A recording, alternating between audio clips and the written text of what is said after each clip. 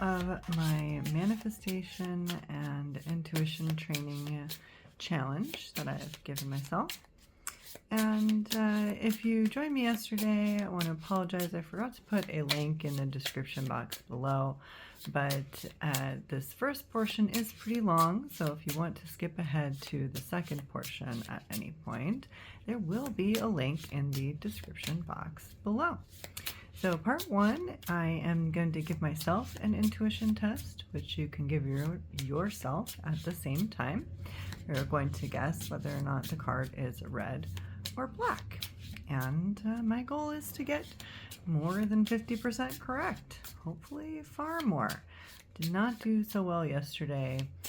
Long time ago, what feels like a long time ago, when I was doing this test in the past, I did get over 50% most of the time, but I was still not happy because it wasn't like far over 50%. Let's not talk about what I scored yesterday.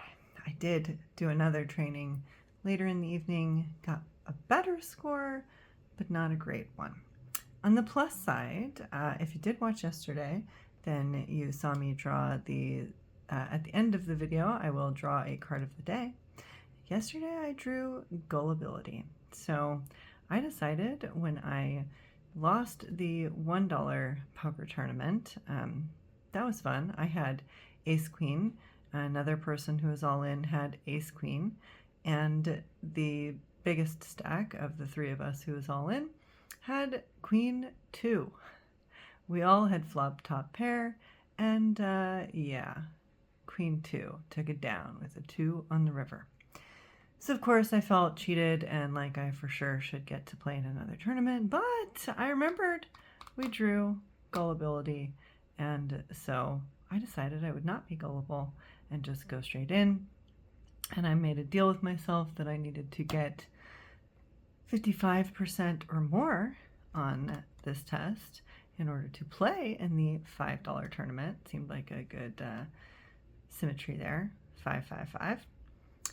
And I did not. So I did not play in the $5 tournament last night. I called it quits at the $1 tournament. Now today I have already missed the $1 tournament, so I am pretty much planning to play in the $5 tournament. And yeah, I bet you've really enjoyed that 2-minute intro. So without further ado, let's do the intuition test. And thank you in advance for being here and watching me. Okay, I tried this a different way last night. That was part of the reason. Last night I was holding like this and I did a little better, but what I want to do today is I'm going to lift it, put it on my hand, hold the card, and see if that helps at all. So if you were here yesterday, you know my method that's worked for me in the past is to touch the card, close my eyes, breathe, and see what color I see more of. And usually in the past, I have been a little better at seeing more of one color than another. And right now, my vision is kind of blurred, my intuitive vision. And that is part of why I am doing this challenge. So let's do it.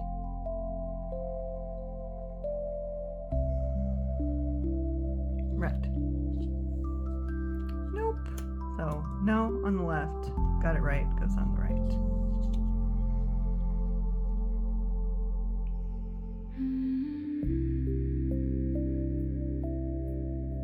Red. Off to a lovely start.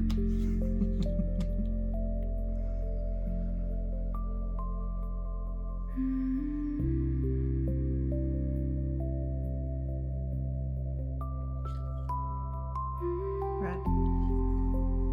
There we go.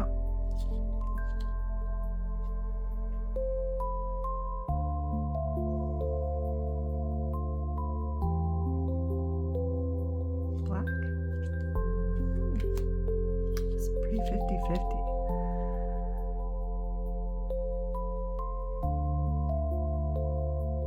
Black. Now, see, and that seemed so clear.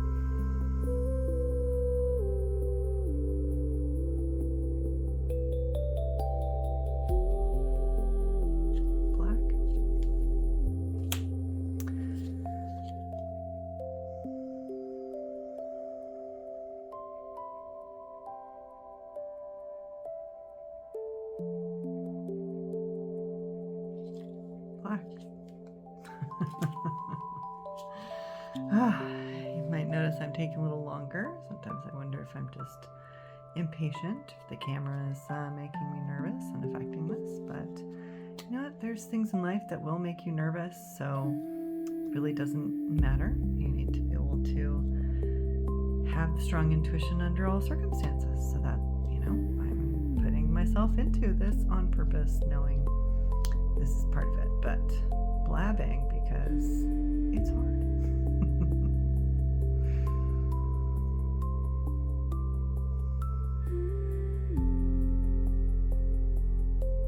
Red.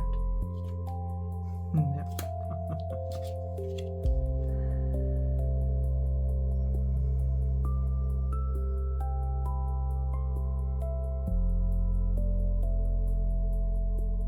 Black.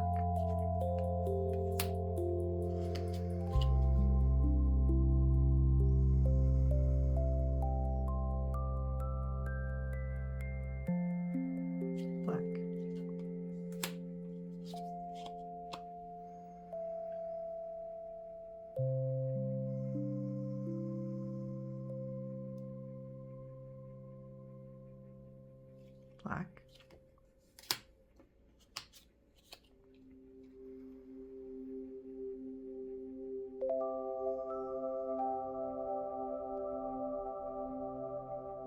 Black. Black.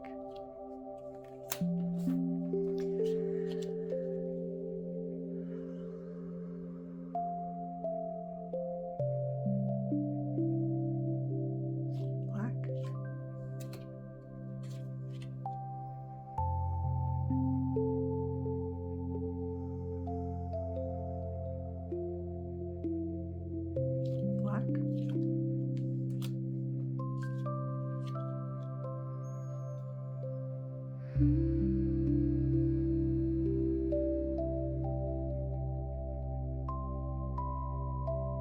Red. No, it's funny. Sometimes I think I'm seeing the orange in the background when I say red, and that's maybe why I'm getting confused, because sometimes I feel like I see the backgrounds.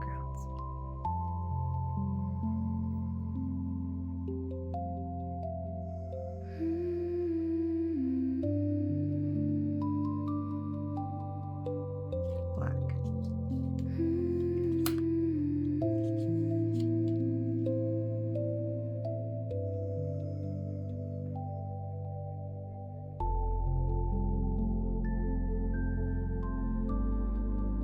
Black.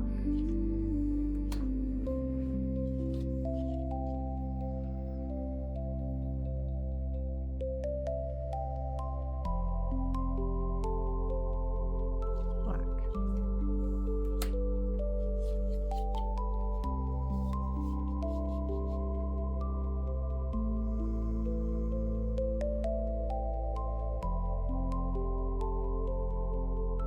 Red. Whoops. I did that once yesterday. I put it in the wrong pile, but I did notice when I rewatched the video, so I gotta correct on my score sheet later.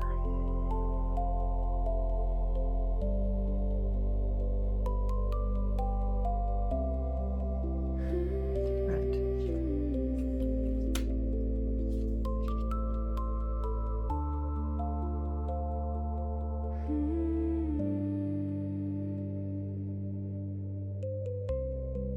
Black. Now when I say score sheet, I do have an actual score sheet, and you can get the spreadsheet. There's a link in the description box below. I gave it away. But yeah, I am using that spreadsheet, and I will track how well I do overall. Tracking just the ones that I tape. So like the extra session I did last night, I did not put it on the spreadsheet.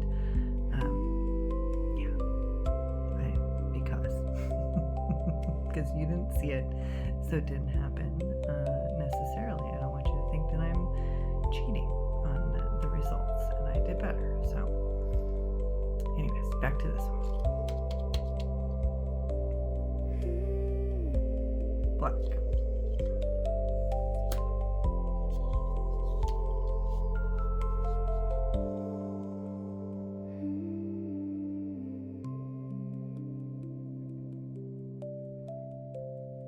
Red. Ooh, I actually saw blue and red in my eyes that time.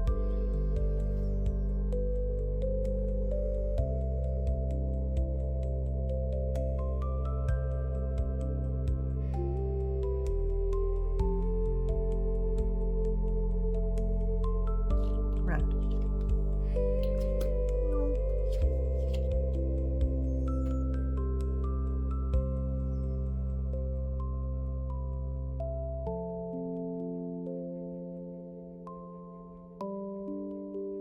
Black.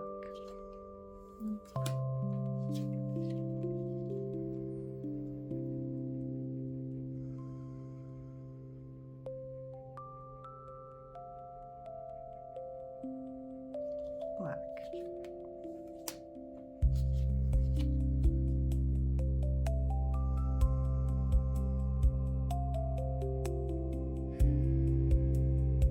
Black.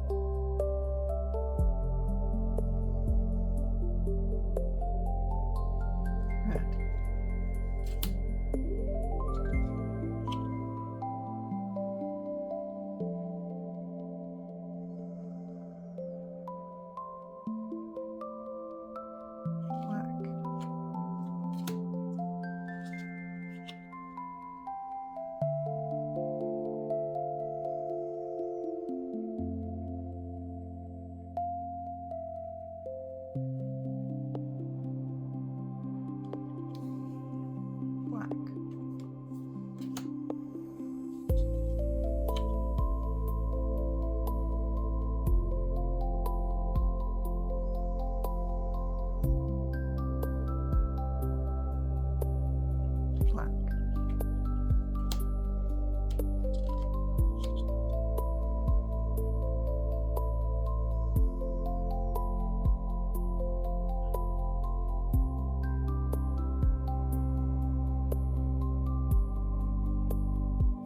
Red.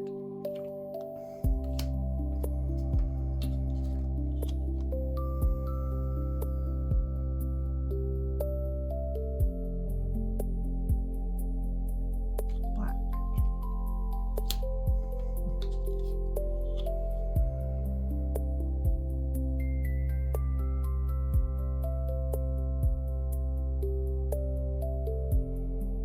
Black.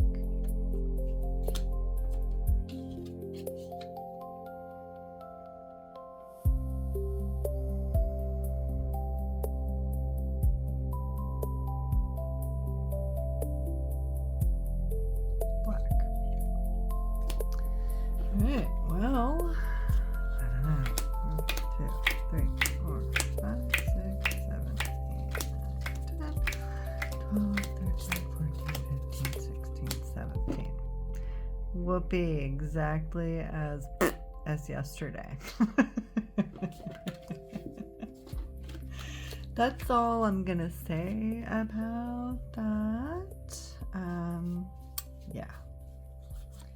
That, and I swear I used to do this better in the past. Believe me or not, it's up to you. So, I've already peeked ahead, is why I know to grab the King and Queen of Hearts. We are now in the My Poker Game Journal, created by yours truly.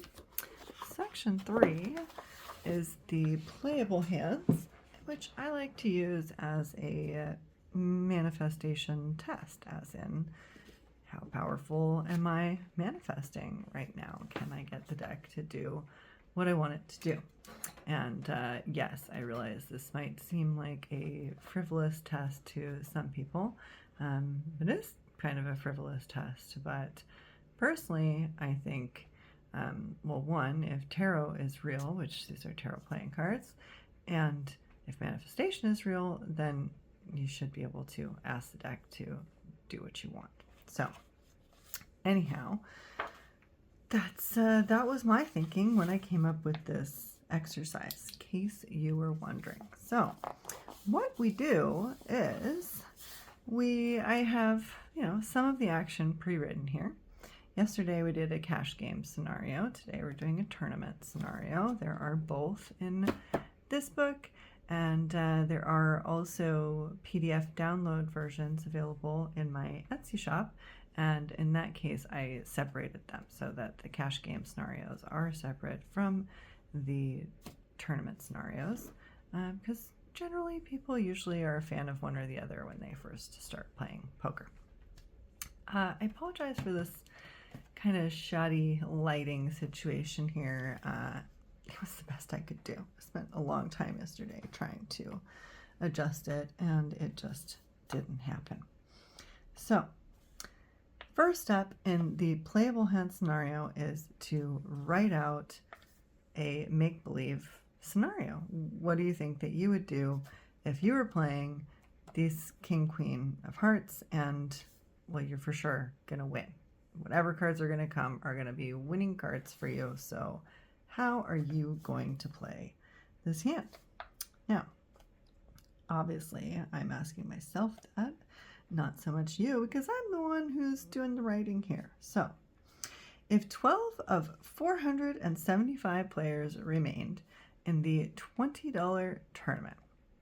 Now, this is semi-close to a scenario that I deal with kind of a lot. Uh-oh.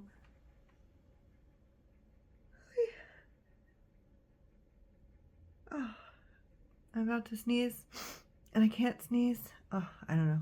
Anyways, I just told myself, bless you, in my brain, because usually that works. And yeah, it might have worked. We'll see.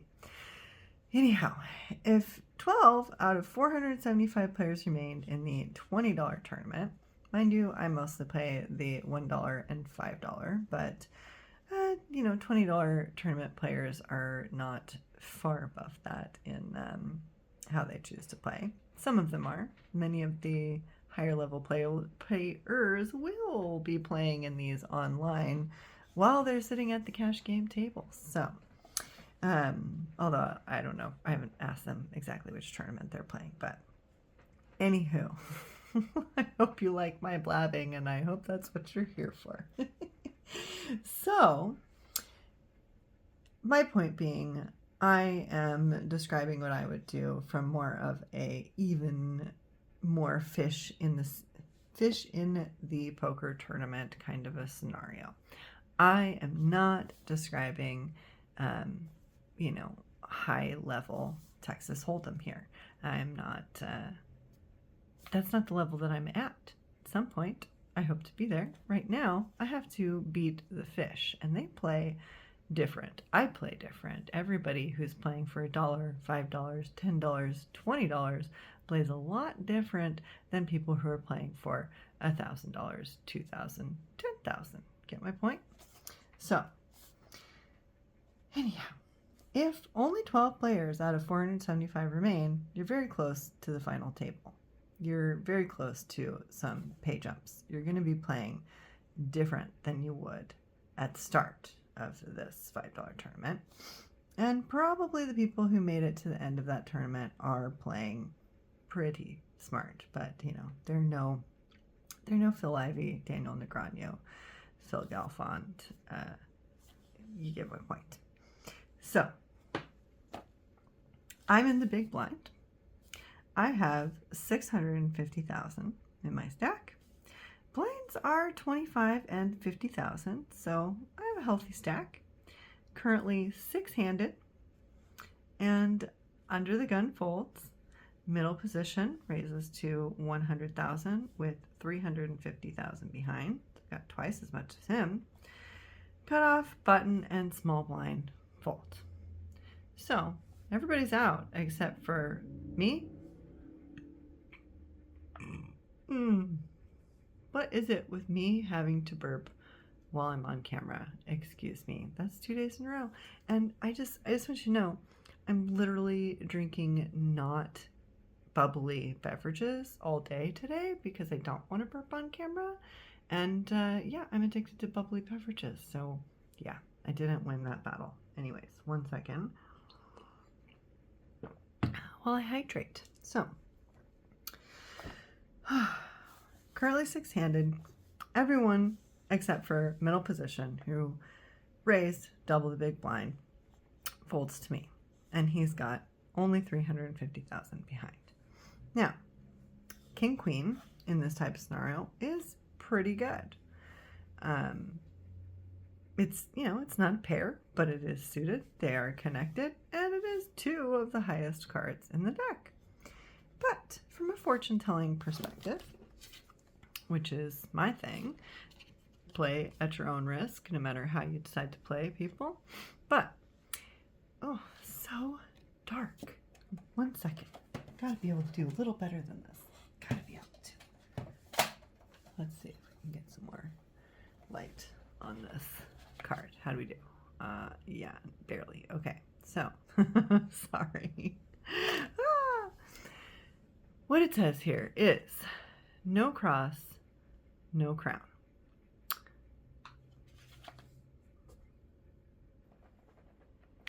Okay, paused there for a second. We had to have more light. I've got it. Now we probably have some bad reflections. What you gonna do? Anyhow, back to this. Everybody folds except for the one guy who's got half as much as me, and I've got King Queen suited in the big blind. What am I to do? Now, you'll hear me say, you want to learn GTO, learn it from someone else. I have, I studied a tiny bit. I occasionally go on to the free calculators and do a few things just to learn. And, I'm pretty sure that I consider diplomatic to be the by-the-book, GTO, rules, smart, logical thing to do would be to raise. Again, maybe. It's going to be raise or call, I believe, in Logic Land.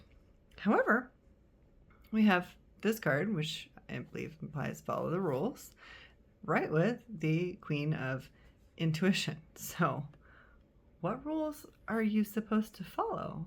The rules of logic, as this one would usually imply, or the rules of intuition?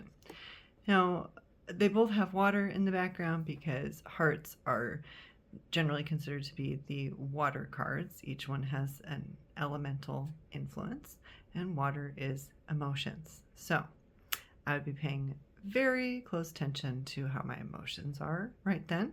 Probably pretty high because I really want to make it to the final table. So I might not play as I'm about to write in real life, but because these are playable hands and we want to say what we're going to do if we play them out, I'm just going to say that if I was going to play the hand, I would go for the more conservative approach, something that's like a happy medium. And so therefore, I would just call, unless it's someone who could easily be pushed back, who it might have a big influence on what they think that I have. If I re-raised, then maybe that's the best thing to do. But for safety's sake, at this point in a tournament, I would probably just call. Now, we'll deal the cards after this, but we're going to go ahead and write out the rest of the hand, what I would do, and what we think happens. So, okay, so I call, we go to the flop, some cards come that we're going to deal in a minute, and I'm going to be first to act. So, am I going to bet and see if he wants to raise, since he raised pre-flop? Am I going to check, see if he wants to raise, leave myself open to re-raise him? Let's just say that I check. And he bets. Yeah, let's go 150K. Nice small continuation bet. And yeah, I push all in. That's what I decided to say. And he calls. Okay, so the action is complete. Normally I need to write out the rest of it. And just a little side note, although I'll probably very frequently say that I'm not a GTO expert and I'm not going to go over that with you, I do want you to see, let's hope that I have some of them in here. I do generally go back over my playable hands. Yeah, here we go. I do generally go back over my playable hands, and I do calculate the equity and the odds and all of the math of it also to see if what I was thinking was logical. And yeah, so I recommend you do that afterwards as another level of studying. But I like to do this first just to get new viewpoints. A lot of people like to talk about how you should play. Well, a lot of people don't play the way that they should, is my experience, especially in low stakes. So it never hurts to just make up some nonsense and imagine what might have happened. So that is what we were doing. Now, for the manifestation portion here, what we were going to do is, obviously, I had to pull out the two cards that I have for this scenario, and then we're going to deal the rest of it according to how it would have been dealt in a normal hand of Texas Hold'em, and see what happens. And we're going to ask the deck to give us cards that make me the winner. That is the manifestation portion. Can I get the deck to deal me cards that make me the winner and that make sense with the action as I have written it? All right, awesome deck. Please show me how I won this hand holding King, Queen of Hearts. Show us the cards that my opponent had that raised pre-flop with, and called my all-in bet. Show us what came on the flop, turn, and river. Please show us how I won this hand. Okay, so it's going to be his cards. If there was more than one player still in the hand, I would have gone back and forth, but there's not. So we're going to burn, and we're going to turn the flop. And we're going to burn, turn the turn, burn, and turn the river.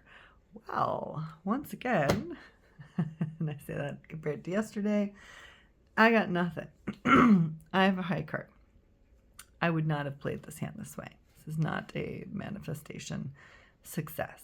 I need to do more exercises in the morning at night, and I will.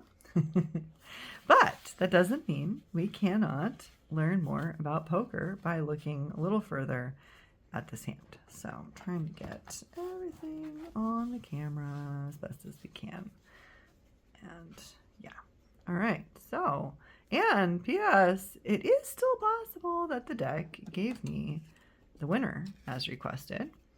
And, you know, maybe it'll make some sense here. Maybe, though. I mean, I don't tend to bluff when there's 12 people left in the tournament. So we'll see.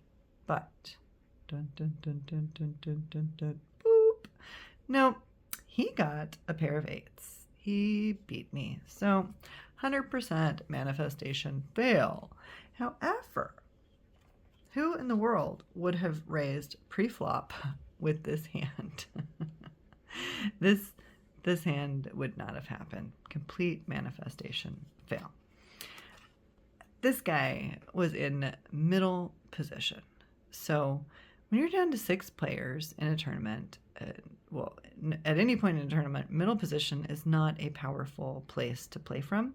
It is probably the worst spot to play a small, unsuited pair of cards. That was eloquent. And I'm looking at the cards as meaning and trying to think too many things at once. So, especially considering we have relief and the little things. So yeah, the little things are looking for relief and yeah, probably having impaired judgment. Nobody in their right mind is going to play that at that point in the tournament. Now, I, however, she says, yeah, I would have just checked, most likely, unless I had a really strong read on my opponent. Excuse me, I did check. He bet. I checked. I highly doubt he was going to bet. But, yeah, you know what?